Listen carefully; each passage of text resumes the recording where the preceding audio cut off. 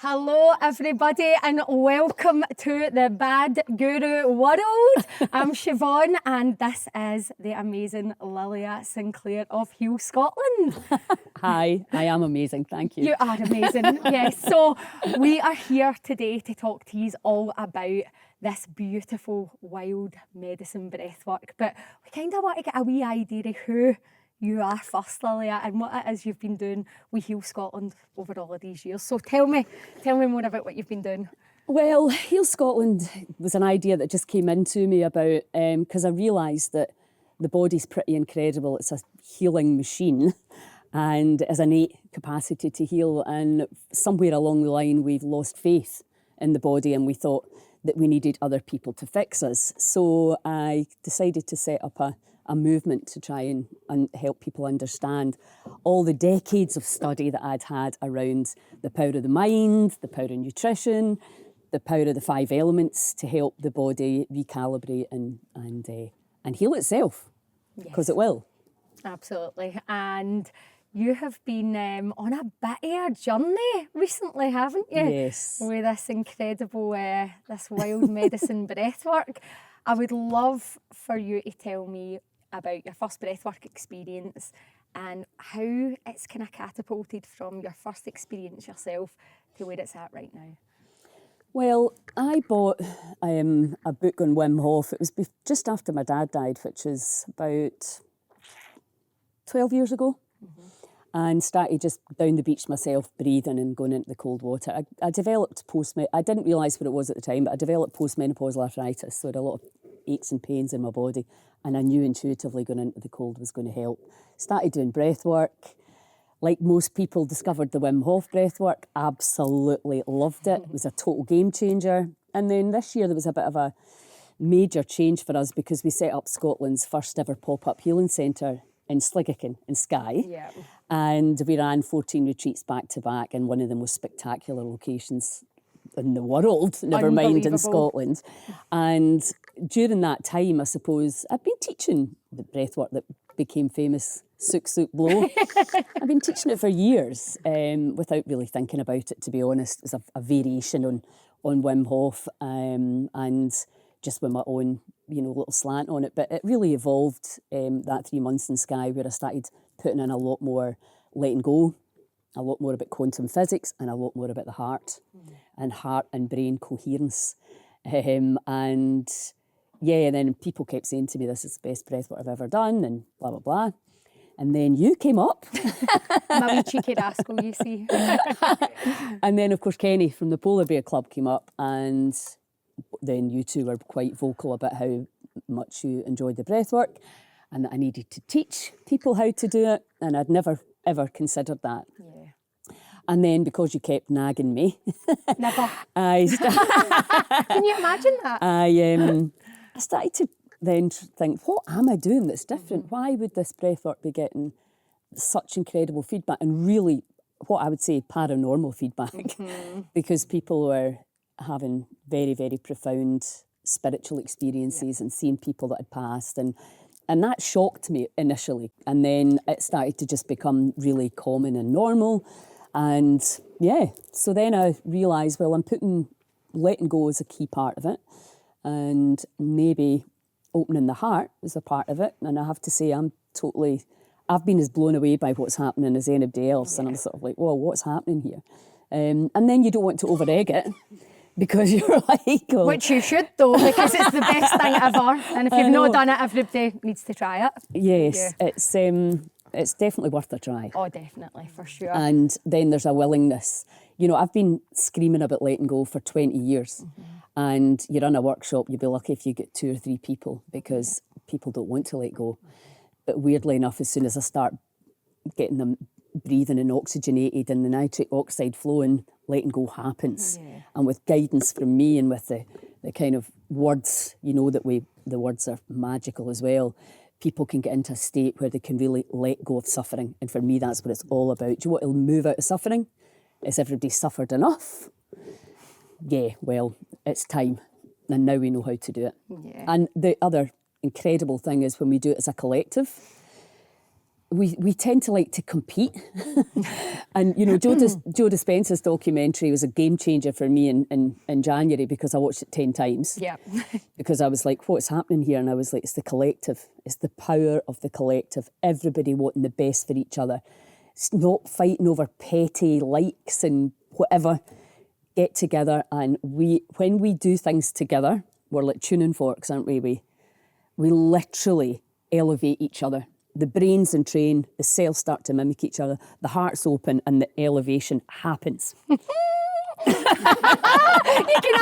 feel it, can't you? We've not even got anybody breathing yet, and you can feel it, and you can feel it. And that's so true.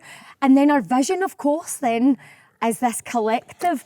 We're going to get the whole world into 5 to 8. I'm not even messing about, aren't I? We're getting the whole world into this. So tell me about this beautiful frequency. Well, of course, when I was putting together the science around what was happening, obviously to teach you guys, I went to that festival halfway through the course in Bristol, and I met this young guy, Joey Dean, who had a message from a tree. He said, you need to, which probably sounds a bit strange to some people, but it made perfect sense to me. It wasn't a tree from this planet, it was a tree from another planet. And it said, you need to get these humans on planet Earth woken up. You need to get them onto 528. If you can get enough of them onto 528, they will heal, and so will everything around them. And I just got it. Years ago, I wrote down the goal, I want to help raise the vibration of the planet, because I know we're vibrating molecules, atoms. And when we change our own frequency, we feel better. Yeah. And we've been victim of our emotions. We still are. The whole culture is like it's all about emotions, and it's like the emotions come and they go. And most of the time, most of us are living in these contracted, complaining, blaming, shaming states. When you can move out of that into these higher frequencies, all your problems disappear, dissolve, because they're illusional. Yeah. But it's to convince people. It's really easy to convince somebody they're going to die, but it's not so easy to convince somebody they're going to fly. So when I met Joey, I was like, whoa. And then that took me to Leonard Horowitz, and that took me to Sigmar Berg, who was like, this is the love tuner right Let's here. Show the guys it. So this puts you into 528. So without getting into quantum physics, let's just talk about it's sound, the ears take it in, it's the frequency of the heart, the yellow, green, it's the epicenter of the toroidal field in the body, it's the epicenter of the colour spectrum, which is green, yellow, 528. And when there's enough of us on that, it's the frequency of love, it affects the DNA. It's a game changer. And I've had this for 2 weeks. You might have, if you follow me on Facebook, you'll know the drama, the story, because I was like, right, 300, let's do it. Let's get everybody into 528. I thought they were coming from Germany. It turns out they're coming from the US, so they're now in customs. So anyway, that's another drama. We won't go into it. But the idea is, let's get as many people. See, for my grandkids, my granddaughter was a bit nervous going back to school. I'm like that here. And she just blows on this a few times, 3 minutes. And you'll change your state. You're not supposed to share it, but I'm happy to share it if you want to try it. And she was just like, oh, I felt that immediately. They've been putting it into schools, bullying, disappearing, dissolving. You imagine how annoying I am. Do you want me tooting the love tune? Literally, when I had this hassle at customs, I just sat and blew on that for about half an hour. All the way up the road, you just put yourself into that state. And obviously, other humans will knock you out of it. And it's really nice to have it, because obviously all you have to do is pretty much take this out of here now, and I can start to feel myself getting calmer. Because it's crazy times we're living in, right? Could it be that simple though? Could it be? You know, and this is what we've got to think about it. Could it be that simple if we could all just get into this beautiful 528? Let's talk about our vision. Yes. So I was like, right, that's it. Instead of thinking, you need to change your diet, you need to get in cold water, you need to do this, you need to know all the herbs, you need to forage, you need to make this. Forget all that. You just need to get into 528. That's it. One thing to do. So then I was like, right, 300. So I've messaged Sigmar Berg, and I'm like, right, give me these love tuners. We'll take them into prisons. We'll take them into schools. And so he does a phone call with me, and I said, look, we're doing an event at the Metro in Ayr. 300 Saltcoats, Metro in Saltcoats. 300 people. How many love tuners would I need for 300 people to get everybody into 328? And he said, if you can get 300 people on love tuners, he said, you're going to be blown away by what's going to happen. Because it's the echo, isn't it? It's the... So I was like, right, we need 300. But now, obviously, I need to rethink this whole plan. Might need to fly to America and pick them up. A wee trip. A wee trip. Aye. So anyway, it's a frequency, it's a vibration. Emotions are energy. We are energy. The body at its essence is light and information. And what we're doing is we want the old information, all the programming, all the fear, all the bollocks that we've been fed for the last God knows how long. We're now understanding we're these light beings, we're spiritual beings, photons and phonons, and we can change it all. And can it be that simple? Yes. I believe it can. Yes, it can. And we've just got to come from the heart, and that's what I think that we're trying to do with this beautiful breath work that you've been teaching us, that we've been so fortunate to be teaching. And I think, like what you had mentioned about the power of the collective, to go back to what we're trying to achieve in this Metro. So we are going to be bringing in 300 people into the Metro in Saltcoats. You're all invited, everybody. And we're going to be doing it on the 17th of October. It's a Friday night. It's a Friday night, and we just want to have 300 people in there breathing together, because we know that if everybody's energy changes, that's going to affect 2, 3, 4, 5 people in their lives. You imagine what that's going to do for Scotland, how incredible that would be to be able to bring that beautiful energy. Because we know that people right now in our country don't know about breathwork. No. They don't know that within half an hour they could feel and see the world in a completely different way. And, you know, you can take the horse to water. You can tell people about it. But what's happening now, because of these guys all buzzing and filling workshops all over the place, people are starting to look and go, what's happening here? And I'm like, I've been howling at the moon for 40, 50 years. 50 years probably. I've been a fitness instructor since I was 18, and now I'm like that going, what the hell is happening here? You know, it's like, it's a little bit like, whoa! I wouldn't say it's scary, because it's not, it's exciting. It's very exciting, but it's also just kind of come in. I had no intentions of teaching breathwork. That was not where I thought I was going, but Here we are. I've ended up a few places and You're all very welcome, by the way, just so you know. But yeah, we're excited about where the future's going with us, and we've got one other big event that we're going to be trying to fill as well. Would you like to tell us a wee bit about that, Lilia? Yeah, well, when I was watching Joe's documentary, he normally has 1,500 people at a time in every 7-day advanced course. And for those of you that are not familiar with Joe Dispenza, what he has been doing is collating a lot of evidence, blood works, heart rate variability, brain scans, fMRI scans on the people that are getting what they call miracle healings. But it's actually not a miracle, it's just that we didn't understand how to do it before. And now we're starting to understand. The power of our mind will blow you away. So one woman grew back, she had her thyroid removed and she grew it back. But not only did it grow back, it works and it pumps all the hormones that it needs to pump. Now, can you grow an organ back? Somebody just did. So I'm like, right, okay, that's where I'm going. How's this happening? 1,500 people, there's a critical mass. So if we can get 1,500 people, we're talking to a football stadium just now, lying down, because everybody says, let's go to Mexico and go to Joe's. And I'm like, why don't we just do it here? We're perfectly capable of doing it here. So that's the goal now. And now that we've got 12 instructors out there that can support me and understand that what we're doing, we'll get that organised and we'll make it happen. Yeah, it's out in the ether now and it will happen. And yeah, what else is possible? Exactly, everything. Absolutely everything. Everything is possible. So, does anybody have any questions that they want to ask us? How did the wild medicine breathwork come about? Well, it came about really, as I say, no, I don't normally go out and teach groups breathwork. I teach at my own retreats.